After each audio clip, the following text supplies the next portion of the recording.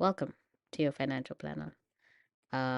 This is just a tutorial video to help you get started and understand how to use this beautiful, intricate machine. No, template. That's what it is. Okay, so this is your monthly summary, right? And it also works as your dashboard. So if you just want a snapshot view of how you're doing, how it's going, it will come from here. And I will keep coming back here to show you how all the different things we play with during the tutorial affect the monthly summary. So right now it looks kind of whack, but when we're finished, you will see how beautiful it will represent your entire financial health. So it's divided into three sections. We have the transactions section that just gives you a summary of all the transactions of the month in view. You can also change the month in view here to view whatever month you want. And if you want to change the year in view, that is something you would have to do in yearly summary. Okay, so this is section one. Section two is our graphs, and that basically just shows us all of this information in a more digestible, pretty colorful way so that we can kind of see like, oh, this is the reality, this is what's really happening, right? And then section three is the notification center, where you get notifications for wish lists and your fixed expenses. So on your wish list, when you've saved more than 50% of something, it will be like, hey, yo, you're really close to buying this. Woohoo. And then when you saved 100%, it's like, hey, you can buy it now. You did a good job saving. And then we have the fixed expenses notification center that just lets you know, like, what expenses are coming up this week. As you can see right now, we have this car insurance, which is due tomorrow. And it'll also notify you when something is due today or overdue. Right. So let's get started on actually figuring out how to make this reflect our financial standing. We start off at the data center, which is the first place you're going to go to once you download this planner, right? All this information will help you just navigate inputting other information quickly and just keeping track of how things are going. So, starting from the left, we have the banks and credit providers. So, whoever your banks or your creditors are, you list them here and you list their bank fees here so that you can always be, aware of how much they're charging you. And then we have expenses. So, your expenses category, you look at all the expenses you um, have and you kind of try to make as many groups as possible that will capture what it is you want to track. So, for example, we have house here, which will be things like rent or, you know, water and things like that. And we have groceries here because I like to track like house things and groceries like separate. And then so that becomes its own separate category. So you can just decide what type of categories you want to track in terms of like your expenses, and you assign a budget to each category. So my house category will have a budget of 3,000, which is a joke, but this is an example. And then my groceries expenses will category will have a budget of 2,000 rand. Okay. And then with our income sources, works the same way as expenses. You write the various income sources that you have, and then here you list how much you expect from each income source. So I expect 10,000 Rand from my paycheck. Makes sense? Great. And then we have credit accounts, and this is just the types of credit that you can get. If I've missed something, you can add it in there, but I think I've captured all the types of credit you could get. And then in the debt column, you put in all the debt, loans, money that you owe, basically here, and their starting amount. So starting amount doesn't necessarily mean like in the beginning when you got it, like how much you have to pay off. It's like from starting from using this planner, like how much do you have to pay off. So that's what you put in the starting amount. Okay, and that's your data center. The second place you want to hit to after you finish populating your data center is your fixed cost tracker, right? Here you input all the costs you have to pay on a monthly basis. Like if it has a fixed date, fixed costs and you have to pay it every single month, this is where you put that information in, right? So you start by picking up a category, which is in the expenses column in that data center. So let's go with groceries. And the item, I will say it's buy fresh, right? And then the costs, I will say 50 Rand for delivery every month. And then when is that due? Let me say the 15th. And as you can see, the day is automatically updated and it lets me know that this will be due this week. And since it is due this week, we will be able to see it on our monthly summary. See, buy fresh, 50 Rand, due on Monday. Cool. Let's go back here. And that's just how it works, right? And once you pay for something, for example, let me uncheck this, and you can see that when you go to monthly summary, it will be overdue. So I'm like, nah, I paid for this. I go here and I tick on it. It says paid, and it will no longer show up on the notification center. Lovely. So once you enter a new month, so currently it's April, once I go into May, what I'll need to do is untick everything so that I can get the notifications for that month. So I have to untick everything and it will show blank, or if something is due that specific week, it will start showing up again.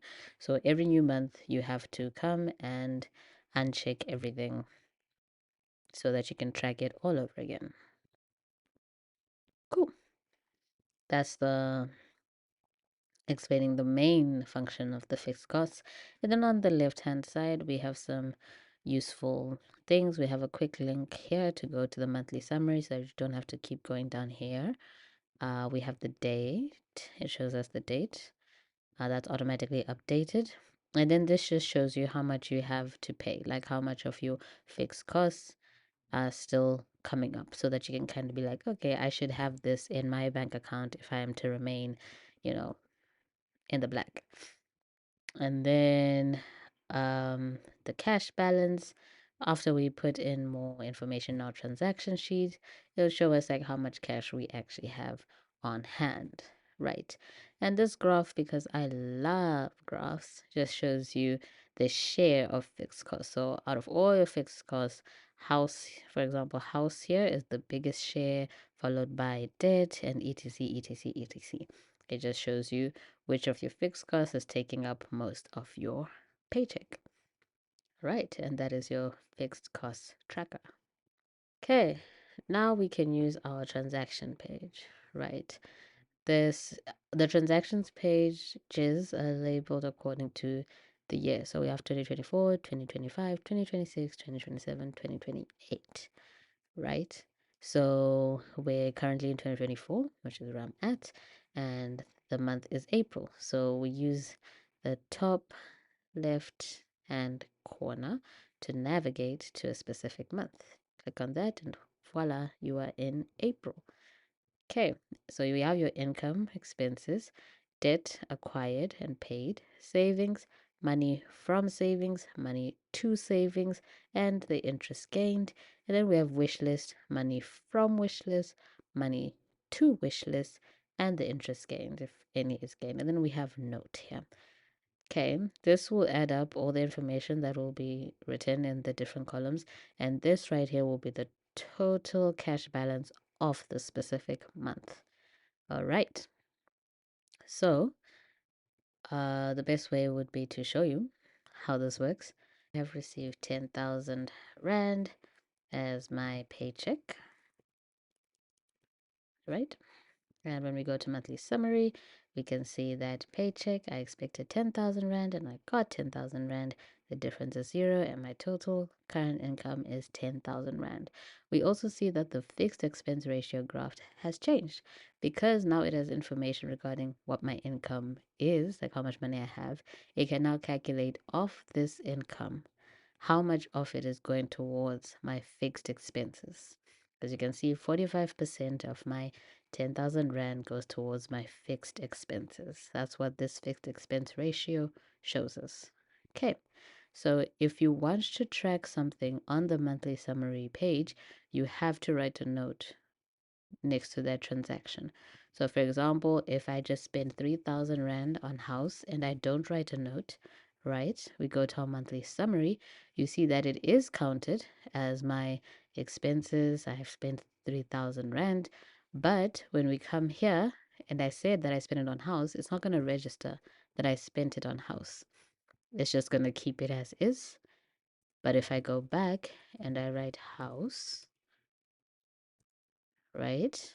And we go back, we can see now it's registering that I've spent 3,000 Rand on house, and the difference between my budget and my spend is 0.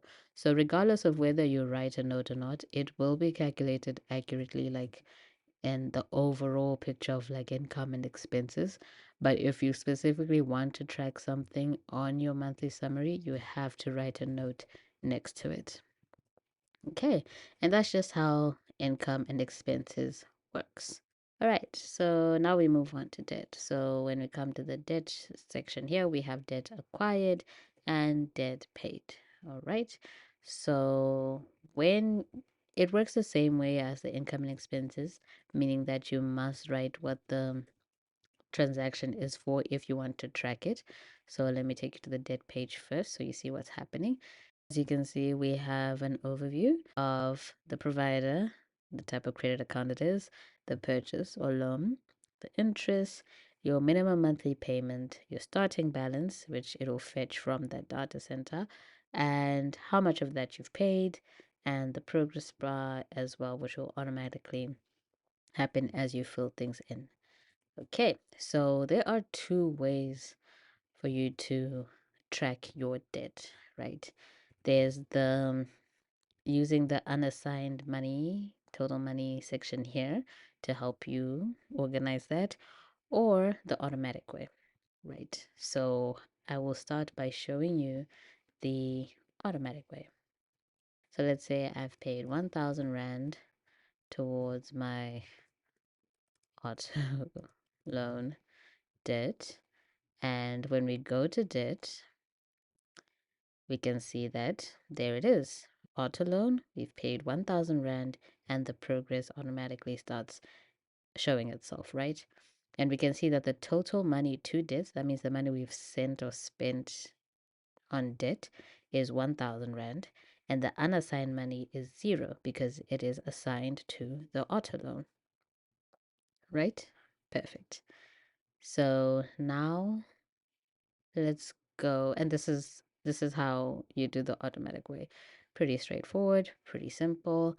But if you prefer to do things more manually, let's say I remove the auto loan on the note and I go back to debt, you can see that there is 1,000 Rand unassigned money in debt, right? And the total money to debt is 1,000 Rand. So I have paid 1,000 Rand to the auto loan. So now I can put it in here and I can say 1,000 Rand. And as you can see, it says unassigned money 0, total money to debt is 1,000, and the progress bar records itself. Yeah, so you can do either way, whichever suits you, whichever you find easier, either the automatic or the manual way. Great. When we go to our monthly summary to see how debt is, we can now see that our graph is becoming more populated with data, which we love to see. We have our income showing here, our expenses showing here, and our debt showing here. When we go here, we can also see that when the category auto loan starting debt is at 30,000, we've paid this amount, and this is our current progress. Now, the current progress bar shows the all-time progress. It just doesn't show the progress for the month. Even if we change months, it'll still show that this is your current progress. So let's say you have made it in life and now you want to buy a house, right? So you acquire some debt to buy a house. So 60,000 Rand, and we say house. And if we go to our debt sheet, we can see that nothing happened. Nothing has changed because we haven't added the purchase or the loan here. So even when we go on the drop down, it's not going to show up here whatsoever because we need to add it in our data center. So you would add the debt here as house. You would add the starting balance as 60,000. And now when we go to debt, we will see it as a drop down option. It'll show the starting balance and it'll also add into the total debt amount because it'll show the total debt amount that you have to pay off because 30 plus 60 is 90 and you've already paid off that 1,000, so you have 89,000 Rand to go. And now it'll also show that your highest debt is house when previously it was the auto loan because that was the only one that was there, right? So that is how you add on debt. And if you want to track that as well on your monthly summary, you just go here, go to debt, and you select it, and it'll show you this is your starting amount, this is the amount you've paid, and this is your current progress. And now you can keep track of it on your monthly dashboard view. Great. So let's head back to transactions. Oh, there has been a change. Now that we have added information about our debt contributions, we can now see the change in debt to income ratio, right? This just shows you how much of your income you are spending on debt. And now that we have information about our income and some debt information, it shows you, okay, so far you have spent about 10% of your income on debt. Okay, we are now in savings. The way the transaction sheet works is that your baseline is your income, right? So this column is the money you're getting from savings into your income. This column is money that you're sending to savings from your income, and interest is interest, right? To just help you view it quicker, if you're spending money, the columns are colored. If money is coming to you, the columns are white. And I think that'll be easier for you to like navigate. All right, let's go to the savings sheet. We have two types of savings in this planner. We have our wealth building savings and our wish list savings, right? So when we're talking about wealth building savings, we're talking about the I don't want to touch this money. Basically, things that you will take more than 2, 3 years to save up for, right? And when we're talking about our wish list savings, we're talking about, I want to spend this money soon to make myself feel better, right? So, like when you're buying an exercise bike, a PS5, vacation, stuff like that, that's what would go in your wish list. All right. So it'll be better to explain what each column does once we start actually going through the transactions. But I do want to touch on what the left-hand side means, right? So just like our debt tracker, our savings tracker works the same. We have our unassigned money in wish list, which is basically money that is in wish list but isn't exactly assigned to any specific item. Then we have total money in wish list, which is just the total money in wish list, whether it's assigned or unassigned. Then we have total money spent from wish list, which just shows you like how much money you have spent, basically. If you want to track these items, you don't have to, you can always delete them. But if you want to have that, catalog of the things you've bought, for example, right now it's saying 750 Rand because we have bought a PS5 and a projector. And then we have interest from savings, and this is this section here, and the other interest from savings. So whenever you type in interest in this column or this column, it will show up here, right? And then we have unassigned money in savings, and which is the money that would have been moved from your income to your savings, specifically the wealth building savings. That's what we call savings, right? And then we have total money to savings, which is just the total money you would have sent.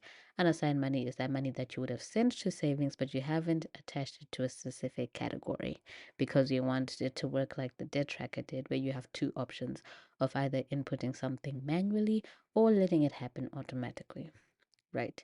And then we have the compound interest calculator. So if you just want to decide how much do I need to save, my principal amount at a specific rate for how many years, how many compounding periods per year, and what do I get as a final amount in 10 years, right? And that's how that compound interest calculator. So you have to put input here, here, here, and here, and then it'll automatically calculate this.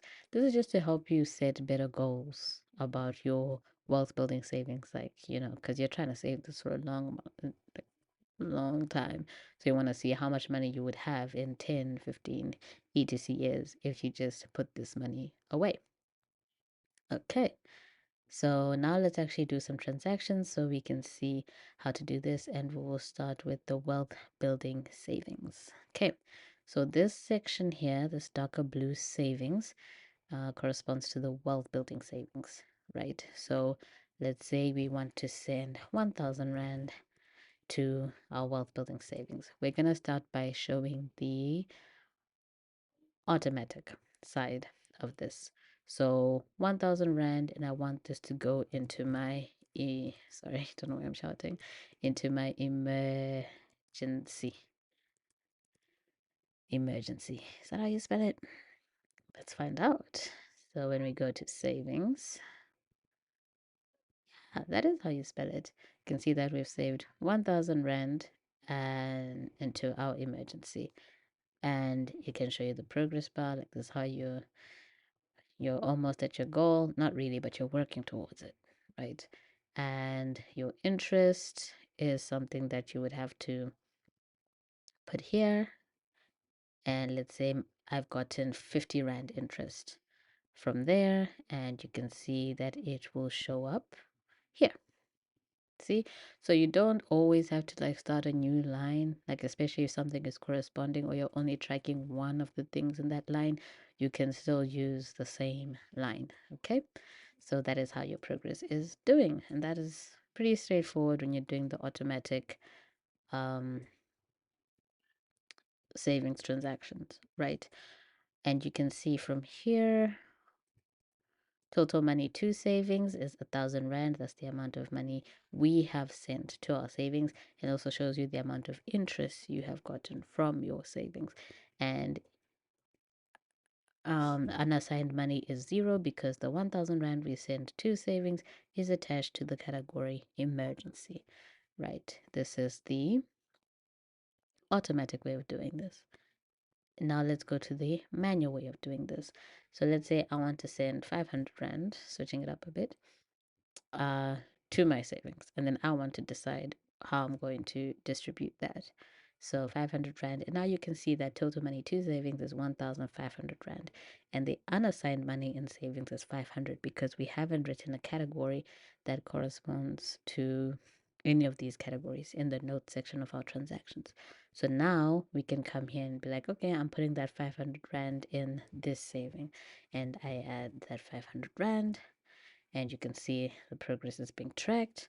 The total unassigned money is 0, but the total money is 1,500. And that's how you do it manually. So again, it is up to you to decide how it is you want to record these things. Both things work. Let's see what any changes that have happened to our monthly page. As you can see here, when we come to the savings category, we have saved 1,500. We withdrew nothing, and the difference is 1,500. So we have saved 1,500 in total. And then our interest total that we've written down is 50 Rand. And then we come here to the savings ratio. It's like, how much of your income are you saving? And right now we're saving 15% of our income, which is pretty decent, right? And our yearly summary shows us that, okay, this is what we have for income, this is what you have for expenses, this is what you have for savings, this is what you have for debt. Right. This is for April specifically, which is the month we are working with currently. So now we move on to the wish list transactions, which works basically the same way with the savings transactions. So let's say I want to put 500 Rand towards my vacation, right? And when we enter that, we can see in wish list vacation, and we see the progress has gone up a bit because we've saved 500 Rand, right? And we can see that the unassigned money in wish list is 0 because we put that note in the transaction saying vacation, and the total money in wish list is 500, right? Had we not done that and we're doing it the manual way, I'll just say wish list, I am putting 2,000. Okay, maybe that's a bit much. Looking at my budget, 300 into my wish list, but I haven't assigned it to anything. So when I go to my savings, my wish list section, I can see that I have unassigned money of 300 Rand, total money of 800 Rand, right? So this unassigned money, I want to put it towards the exercise bike. So I would say I have saved 300 Rand. Perfect. And it shows you the progress. The unassigned money has gone from 300 to 0. The total money is still 800. And yeah, that's basically it, right? So let me show you what happens when I save 50% of my, when I reach 50% of my savings goal. So let's say I have saved 300 Rand for PS5. PS5, right? And when we go to savings, we can see, our status has changed to so close because we have saved 50% or more of our goal, right? And once we save 100%, so let's just change this to 600, right? And we go to savings, we can see, you've saved 100%, and now it says buy now, right? So this is how you actually do the transaction to show that I am going to buy this thing, right? So it is 600 Rand in total. So I will go to transactions and I will move the money, the 600 Rand, from my wish list into my income so that I can spend it, right? So I want to move the 600 Rand from PS5, right? And when we enter that and we go and we check our savings, we see that it's at 0, right? And we're doing this because we're buying it. So I'm going to remind myself that, okay, this is bought. That's why that is at 0, right? And to finish the recording so that we can check it off like the projector is, we go back to transactions and say, I use 600 Rand to buy a PS5. So if you use money, that's an expense. So I would write the 600 Rand here. And voila, I have recorded it. So I go back to my savings and I'm like, okay, and I recorded it. And you can see that now it's cancelled and it now registers that, oh, you have spent that money, right? Whereas when we don't tick it, you can see that the spent is 150. When we do tick it, it's 750. Okay, so when we go back here, our expenses have gone up because we've spent that 600 Rand on a PS5. Alternatively, if you want to categorize that 600 Rand spent in like specifically fun, for example, you'd have to put it here and say I spent it on fun. And when we go to our monthly summary, oh, yes, so it's not showing up because I haven't put a budget, right? So when we go back to our data center and I say my fund budget for a month is 1,000, right? And once I press enter and I go to monthly summary, it will show me that, okay, yeah, there we go. My spend was 600, budget was 1,000, I'm still 400, under budget, so I still have some wiggle room. I have some wiggle room. So yeah, if you want to track something, it has to have a budget. Otherwise, it will not show up where you're tracking it. It's a good lesson. Okay, and that is how you move money to and from savings, to and from wish list, and how you record that you have bought something from your wish list. So now we have done the income, expenses, the debt, the savings, the wish list, and seen how important notes is. We can now move on to our yearly summary. This big boy shows us how the financial year is going. It tracks your income, expenses, total savings, debt, fixed expenses ratio, savings ratio, debt to income ratio, right? And when you change the year here, it also changes in your monthly summary. See? So when you go back to yearly summary, go back to the year we want to view. Okay. Let me explain how this works. You don't have to input any data here. Again, all the data is taken from your transactions. It works just like the monthly summary. And since we've only filled in April, all the data that's showing is just in April. So we have our income here at 10,000, our expenses at 3,000, and total savings at 2.3, and debt at 1,000. It also shows the ratios of these expenditures, right? Another cool thing is that it'll look at all your expenses and it will highlight your highest expense month. And since we only have data for April, it's going to show us how that April is the highest one by highlighting the background this light pink and the text this hot pink. So you can quickly see like, oh, okay, April was my month where, I went a bit crazy and, spoiled myself compared to all the other months. So it'll automatically find the highest one. Okay, when you scroll down, you can see a 5-year summary.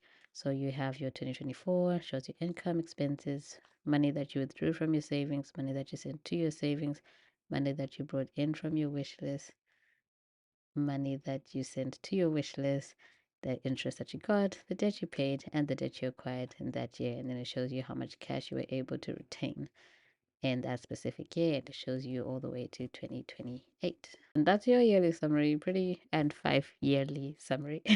Pretty straightforward. And I think with that we've explained everything. So when we go back to our monthly summary, and that's basically it. As you can see, it looks much better compared to when we first started. We got some information here.